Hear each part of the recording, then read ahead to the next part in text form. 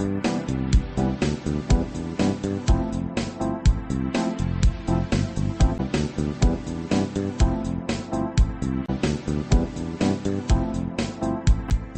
यज्ञ की इस अनोखी कक्षा में आपका स्वागत है। मैं हूं आरती। चलिए शुरू करते हैं आज का अध्याय। टैली ERP 9 के वेट अध्याय में आज हम जानेंगे वेट का परिचय, साथ ही जानेंगे VAT calculation, VAT registration, dealers के प्रकार, पंजीकृत व्यापारियों के प्रकार के बारे में और सीखेंगे वेट की एंट्री।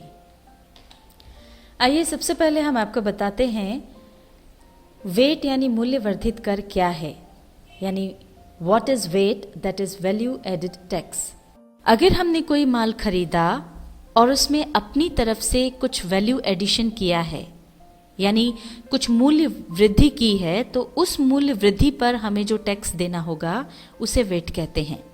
मान लीजिए हमने कोई माल 100 रुपए में खरीदा, उस पर 2 रुपए खर्च किए और 8 रुपए प्रॉफिट लेकर उस माल को हमने 110 रुपए में बेच दिया। तो 100 और 110 रुपए अर्थात खरीद और बिक्री के बीच जो 10 रुपए का डिफरेंस आया वह कहलाता है वैल्यू एडिशन।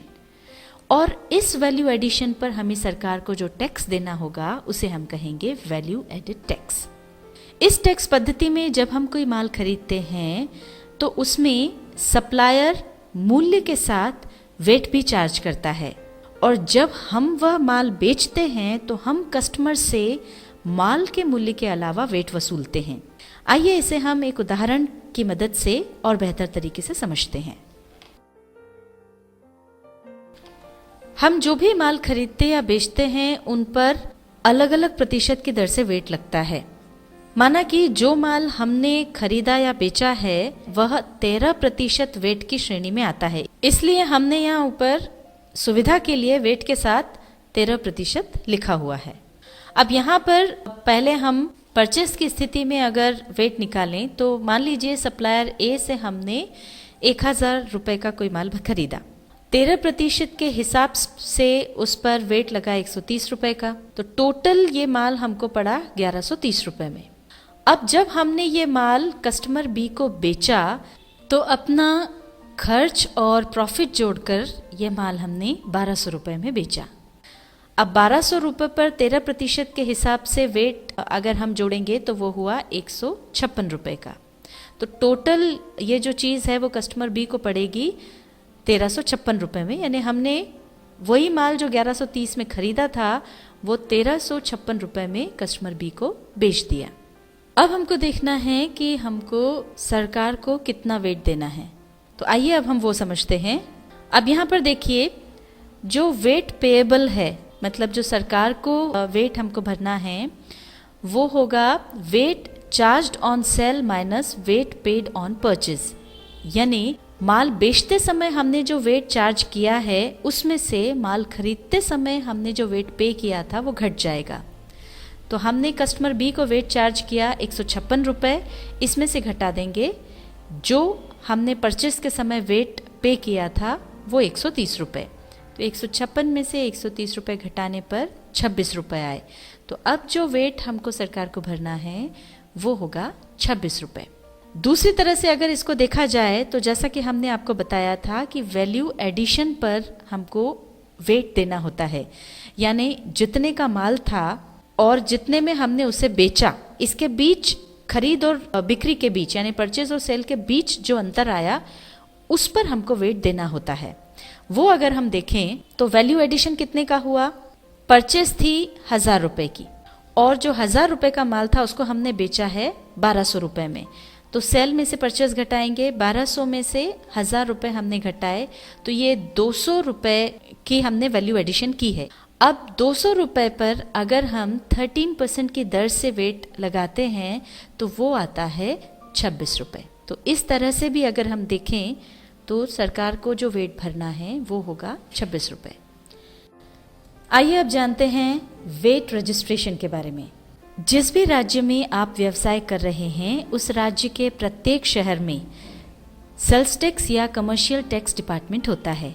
वहीं आपको वेट के लिए रजिस्ट्रेशन करवाना होता है। रजिस्ट्रेशन होने पर आपको एक नंबर दिया जाता है जिसे टिन अर्थात टैक्स आइडेंटिफिकेशन नंबर कहते हैं। इससे आप अपने राज्य में व्यवसाय कर सकते हैं। यदि आपका व्यवसाय अपने राज्य के बाहर भी है तो आपको स्टेट के अलावा सेल्स टैक्स डिपार्टमेंट से सेंट्रल सेल्स टैक्स का रजिस्ट्रेशन करवाना होता है। वेट अध्याय में अब हम आपको बताते हैं डीलर्स के प्रकार। जब आप व्यापार करते हैं तो उसमें प्रायः 3 तरह के डीलर्स होते हैं।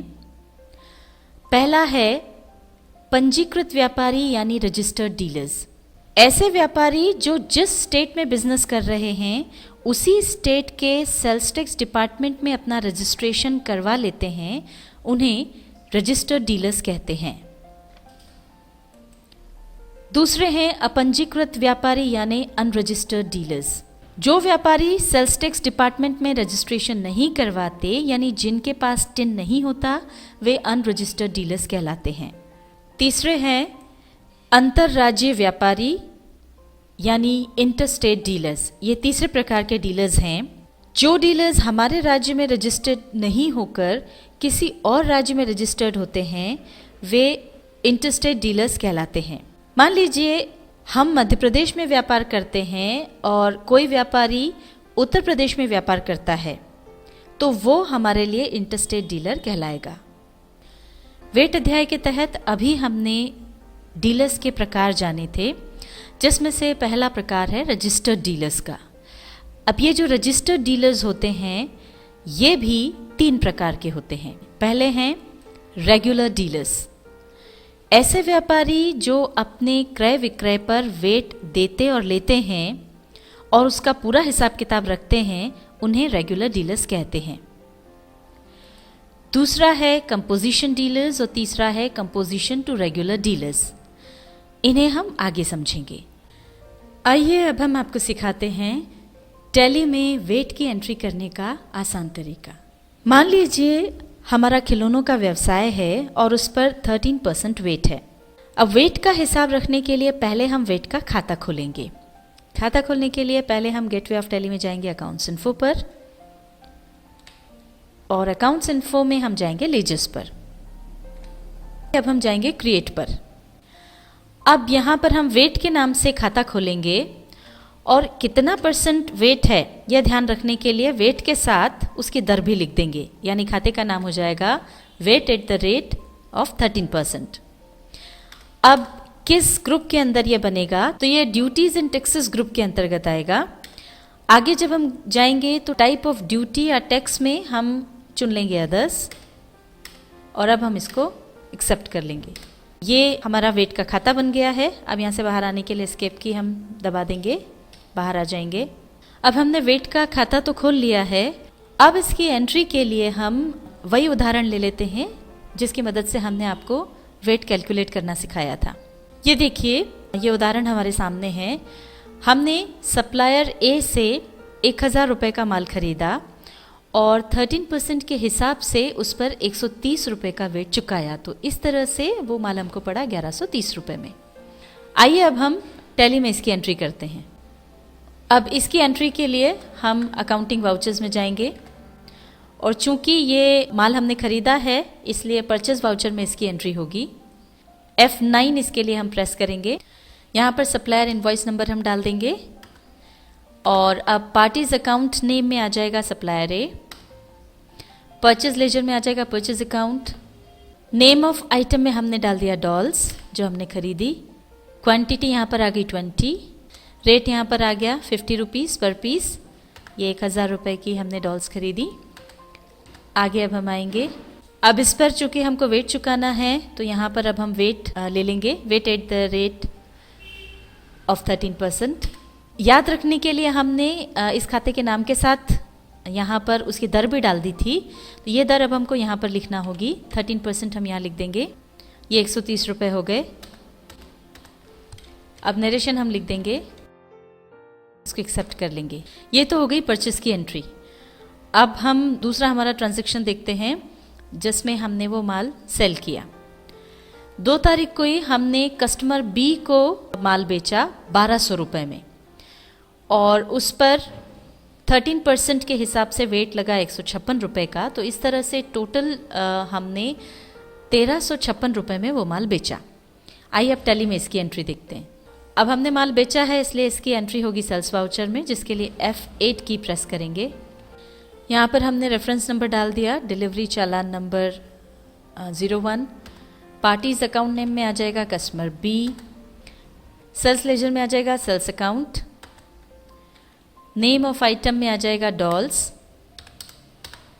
20 पीसेस। हमने 60 रुपीज़ पर पीस के हिसाब से डॉल्स बेची, तो 1200 रुपये का हमने बेच दिया माल। अब यहाँ पर वेट हमको लगाना है। अब यहाँ पर हमको दर लिखनी होगी 13%, तो ये 156 रुपये हो गए। अब हम लिख देंगे नरेशन, इस एंट्री को एक्सेप्ट कर लेंगे। अब हमको देखना है कि सरकार को हमको कितना वेट पे करना है, तो उसके लिए हम वेट के लेजर में जाएंगे। तो पहले हम यहाँ से एस्केप की दबाते हुए बाहर आ जाते हैं। अब हम जाएंगे गेटवे ऑफ टैली में डिस्प्ले पर, यहाँ से हम जाएंगे अकाउंट बुक्स में और यहाँ से हम जाएंगे लेजर में। लेजर में हम चुन लेंगे वेट एट द रेट 13% वाला लेजर।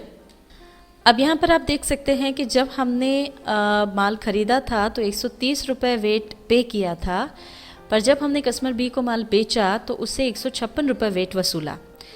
तो 156 में से 130 जब हम माइनस करेंगे तो इसका जो अंतर आ रहा है वो है 26 रुपये, जो कि हमको सरकार को पे करना है। अब इस वेट के पेमेंट की एंट्री हम करेंगे। इसके लिए यहाँ से एस्केप की दबाते हुए बाहर आ जाएंगे और इसके लिए वापस हमको जाना होगा अकाउंटिंग वाउचर्स में।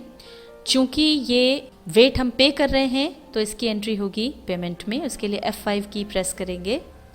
अब यहाँ पर डेबिट होगा वेट एट द रेट 13% का अकाउंट, ये 26 रुपये यहाँ पर हम डेबिट कर देंगे, यहाँ लिख देंगे। क्रेडिट होगा कैश अकाउंट, ये क्रेडिट हो गया। अब हम यहाँ पर नरेशन लिख देंगे। अब हम इसको एक्सेप्ट कर लेंगे। आइए अब हम वेट का लेजर चेक करते हैं। इसके लिए एस्केप के दबाते हुए यहाँ से बाहर आ जाएंगे। अब जाएंगे डिस्प्ले पर, यहाँ से हम जाएंगे अकाउंट बुक्स पर और अब हम जाएंगे लेजर में और यहाँ से वेट वाला जो लेजर है उसको खोल लेंगे। और ये देखिए हमने चूँकि 26 रुपये जो वेट बना था उसका पेमेंट कर दिया है, इसलिए यहाँ पर आप देख सकते हैं क्लोजिंग बैलेंस जो है वो कुछ भी नहीं है, वो ज़ीरो है। यहाँ पर हमने आपको समझाने के लिए केवल एक एक एंट्री ली है, पर वेट जो आपको भरना होता है वो मासिक या त्रैमासिक भरना होता है। तो उस पूरे पीरियड में कितना वेट बना है ये अगर आप देखना चाहते हैं तो उसके लिए पीरियड पर जाकर के आप वो पीरियड चुन लें और फिर आप देख सकते हैं कि कितना वेट आपको भरना है। टैली ERP 9 के वेट अध्याय के अंतर्गत आज हमने प्राप्त किया वेट का परिचय, साथ ही जाना VAT calculation, VAT registration, dealers के प्रकार, पंजीकृत व्यापारियों के प्रकार के बारे में और साथ ही सीखी वेट की एंट्री।